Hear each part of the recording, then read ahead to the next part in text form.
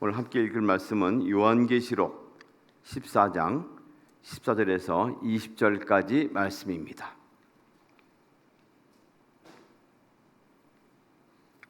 14장 14절부터 20절까지 말씀 한 절씩 교독을 합니다. 또 내가 보니 흰 구름이 있고 구름 위에 인자와 같은 이가 앉으셨는데 그 머리에는 금 면류관이 있고 그 손에는 예리한 낫을 가졌더라. 또 다른 천사가 성전으로부터 나와 구름 위에 앉은 이를 향하여 큰 음성으로 외쳐 이르되 당신의 낫을 휘둘러 거두소서. 땅의 곡식이 다 익어 거둘 때가 이르렀음이니이다 하니 구름 위에 앉으신 이가 낫을 땅에 휘두르매 땅의 곡식이 거두어지니라. 또 다른 천사가 하늘에 있는 성전에서 나오는데 역시 예리한 낫을 가졌더라. 또 불을 다스리는 다른 천사가 제단으로부터 나와 예리한 낫 가진 자를 향하여 큰 음성으로 불러 이르되 내 예리한 낫을 휘둘러 땅에 포도송이를 거두라. 그 포도가 익었느니라 하더라.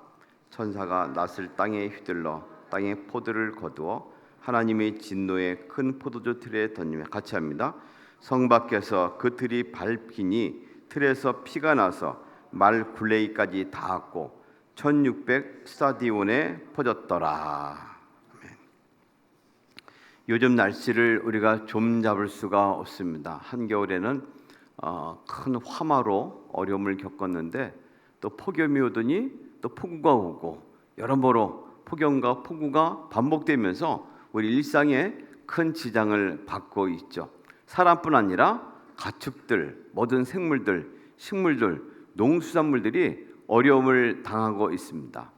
요즘 이를 일컬어 우리는 기후 재난이다 이런 말을 쓰고 있는데요. 요즘 이 요한계시록을 읽으면서 묘하게 이 기후 재난이 또 함께 이렇게 중첩되는 것을 상상하기도 합니다. 이미 7개의 인장 반지, 인장을 띌 때마다 어떤 큰 변화가 있었고요. 그 다음에 나팔을 하나씩 불 때마다 큰 변화가 있었습니다. 기후 재난 이런 것도 그 가운데 속한 것과 비슷하다라는 느낌을 지울 수가 없습니다. 7개의 나팔을 다 분 다음에 잠시 휴식기를 갖는 가운데 읽었던 말씀이 또 어제 말씀이고 오늘 말씀의 연속입니다. 우리가 이렇게 기후를 잘 버티고 나간 농산물들이 겨울에 또는 이 모든 후에 튼실한 열매를 거두는 것처럼 오늘 이런 말씀이 우리가 주는 교훈은 이런 고난과 어려움과 역경을 겪은 후에 나중에 나오는 모든 것들은 또 튼실한 열매를 발할 수 있을 것이다라는 상상을 추측을 하게 하죠. 오늘 말씀은 바로 그 추수에 관한 겁니다.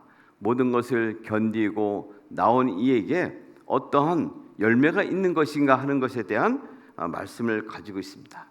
그런데 이 추수를 오늘 본문은 두 가지로 말합니다. 우리가 추수하면 의뢰이 곡식에 관한 추수, 영적 추수를 떠올리고 또 생각하는데 그것이 맞습니다. 또 다른 추수의 모습을 보이고 있습니다. 먼저 첫 번째 나오는 추수가 있는데요. 우리 주님께서 하신 추수를 친히 말하고 있습니다. 14절에 보면 또 내가 보니 흰 구름이 있고 구름 위에 인자와 같은 이가 앉으셨는데 이 사람들은 이게 누구냐? 인자와 같은 이가 앉으셨는데 해서 많이 고민을 하고 합니다. 다니엘 7장 14절 말씀 보면 내가 또 밤 환상 중에 보니 다니엘이 본 것이죠. 인자 같은 이가 하늘 구름을 타고 와서 옛적부터 항상 계신 이에게 나가 그 앞으로 인도되매 인자 같은 인자는 말 그대로 사람의 아들의 모습을 지녔다는 것이죠. 짐승과 대조되는 말을 합니다. 다른 환상을 가운데 짐승이 있었는데 짐승이 아닌 사람의 모양을 가진 완전한 성정이 있는 참 인간의 형체를 가진 분을 묘사합니다. 이 말씀을 드리면 우리는 골로새서에 있는 말씀과 여러 가지를 보면서 이분이 바로 예수님이다 하는 것을 알 수 있죠. 특히 오늘 말씀 보면 그 인자 같은 이가 구름이 앉으셨는데 머리에는 금면류관이 있고 손에는 예리한 낫을 가졌더라. 금면류관, 이미 승리한 자에게 허락한 면류관을 가지고 있다는 것이죠. 인자 같은 이가 면류관을 쓰고 있다. 우리는 곧바로 예수님을 떠올릴 수 있습니다. 예수님이 평상시 말씀하실 때 이런 말씀하셨죠. 좋은 씨를 뿌리는 이는 인자요, 밭은 세상이요, 좋은 씨는 천국의 아들들이요, 가라지는 악한 자의 아들들이다. 가라지를 심은 이는 원수요, 원수는 마귀요, 추수 때는 세상 끝이요, 추수꾼은 천사들이니. 친히 주님이 오셔서 추수꾼으로서 역할을 감당한다 하는 것을 말씀하기도 합니다. 이들 주님의 손을 거쳐서 걷어지는 알곡과 같은 이들은 누구를 말하는 것일까요? 우리는 바로 곧 위에 어제 들려진 말씀을 보면 알 수 있는데 14만 4천 명에 속해 있는 이들입니다. 그들은 총각이기도 하고 여인과 자기 몸을 더럽히지 아니한 이들이죠. 어린 양을 따라간 이들입니다. 이걸 좀 더 쉽게 말하면 인내하고 버티면서 예수 그리스도의 말씀을 따라간 이들을 의미하기도 합니다. 사실 예수께서 세상에 오셔서 하신 큰 일은 세상 가운데 추수하는 일을 하러 오셨습니다. 일부러 사마리아 지방을 일부러 경유해서 지나갔던 일들을 떠올려 보십시오. 거기에 한 여인을 만나게 됩니다. 부적절한 행동을 하고 이미 남편이 몇 명이나 거쳐간 그런 사람입니다. 예수님이 일부러 그곳에 가서 그 여인을 만났습니다. 복음을 전했습니다. 그로 하여금 변화가 있게 했습니다. 그 여인은 예수의 복음을 듣고 나가서 전하는 사람으로 인해 바뀌고 맙니다. 그때 예수께서 이렇게 말씀을 전할 때에 제자들이 와가지고 뭘 좀 드셨냐고 하니까 나는 이미 내가 먹을 양식이 따로 있다고. 봐라, 지금 들판이 휘어져서 추수할 때가 되지 않았냐고 하신 말씀을 우리에게 전해주고 있습니다. 그 추수할 때가 됐다는 것은 다른 좀 쉬운 성경 보면 사마리아 지방에 추수할 때가 되었다고 그 괄호에 넣고 있습니다. 이 사마리아 지방은 모든 정통 유대인들이 싫어하고 기피하고 혐오하던 그런 사람들입니다. 그럼에도 불구하고 예수님은 일부러 찾아가셔서 사람을 만나시고 그들에게 복음을 전하셨습니다. 바로 주님이 하신 일은 추수하러 세상에 오신 주인이시다 하는 것을 알려주시는 것이죠. 오늘 이 말씀처럼 우리는 주께서 추수하는 자를 찾기도 하시고 친히 추수하시면서 끝까지 버티고 인내한 자들을 추수의 알곡으로 들이신다는 사실을 확인할 수 있습니다. 주님께 나가는 것, 기다리는 것은 결코 시간 낭비가 아닙니다. 헛된 일이 아닙니다. 주님과 함께 사는 것은 주님이 때에 맞게 오셔서 추수할 것을 기다리는 것이고 그런 이에게 알곡 추수의 은혜가 있을 줄 믿습니다. 또 다른 천사가 나타나서 또 다른 추수합니다. 좀 생소한 추수이기도 합니다. 이 천사가 추수꾼이 직접 되어서 말합니다. 불을 다스리는 천사가 나타나서 낫을 든 이 예리한 낫을 든 천사에게 이 땅이 포도주에 취해서 죄악을 분별하지 못하고 흥청망청 살아가는 것에 대해서 심판이 임할 것을 말씀합니다. 우리는 어제 읽은 말씀 가운데 8절에 이런 말씀이 있는 것을 기억해야 됩니다. 또 다른 천사 곧 둘째가 그 뒤를 따라 말하되 무너졌도다 무너졌도다 큰 성 바벨론이요 모든 나라에게 그의 음행으로 말미암아 진노의 포도주를 먹이던 자로다. 이 진노의 포도주, 음행의 포도주를 마시게 한 것이죠. 또 누구든지 그 짐승과 그 우상에게 절을 하고 자기 이마나 손에 낙인을 받은 자는 하나님의 분노의 포도주를 마시게 될 것이다. 그 이마와 그 손목하는 것은 이미 그리스도인들이 받아야 할 또 다른 부분입니다. 신명기 6장 4절 이하로 보면 들으라 이스라엘아 쉐마 이스라엘아 그 쉐마를 말하고 있는데요. 그걸 보면 하나님의 사람들은 앞으로 가나안 땅에 들어가서도 그들은 분명하게 말씀을 마음에 새겨야 할 것입니다. 자녀에게 부지런히 가르쳐야 할 것입니다. 그리고 이마에 이 말씀의 표를 갖고 또 팔목에다가 기호를 삼아야 합니다. 바로 그리스도인들이 해야 할 일은 말씀을 이마에 두르고 또 손목에 감고 해서 말씀이 떠나지 않고 주님과 함께 살아야 할 것인데, 이제 마지막에 악한 원수는 와서 오히려 이마에 또 팔에 666의 숫자를 놓아서 짐승에 속하고 사람에 속해야지만 된다고 유혹한다고 말합니다. 주님을 따르지 않으면 마귀에 따를 수밖에 없는 현실을 의미하기도 합니다. 그들에게 진노의 포도주 틀에 밟혀서 나간다는 것을 말합니다.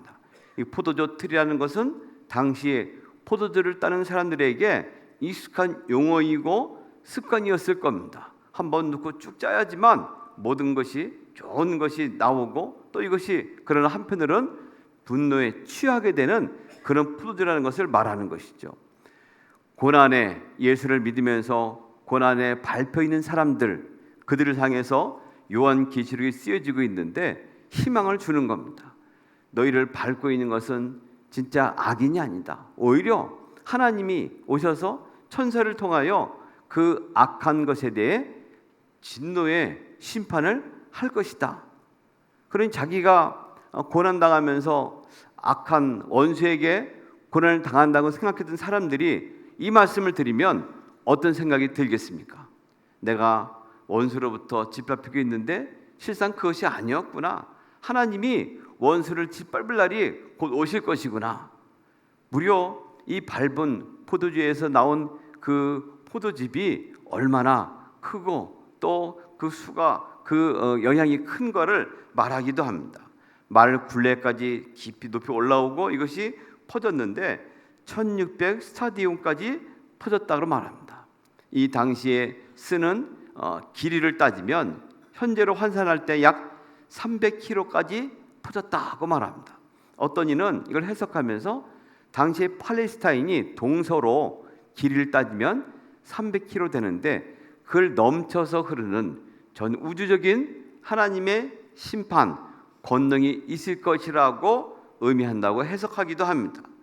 주님이 최후의 심판을 믿지 않고 주를 따르지 않은 이들에게 행할 것을 분명히 말씀하시는 구절이기도 합니다.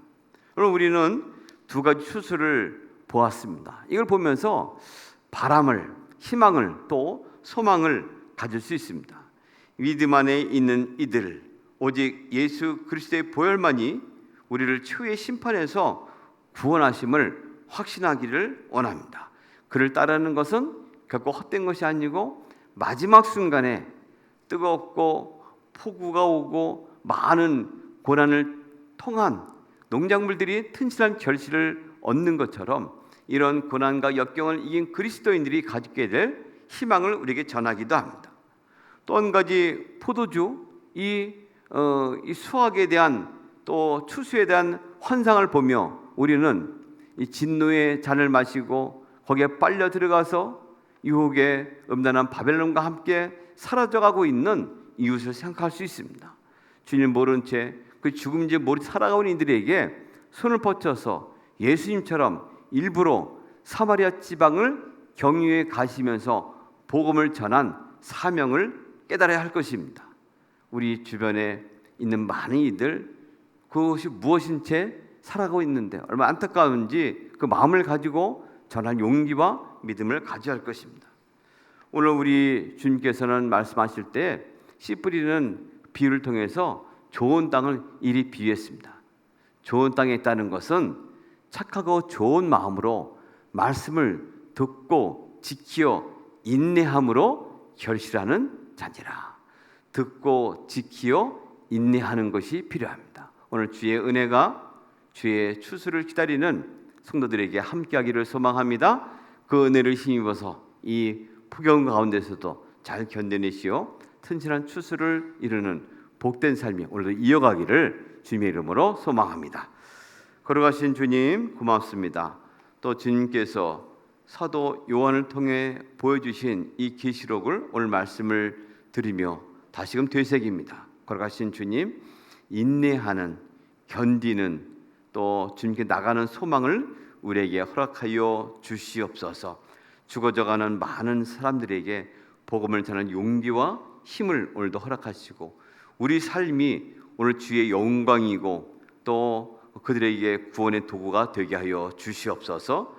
건강을 지키시고 인도하시기를 원하며 예수님의 이름으로 기도합니다. 아멘.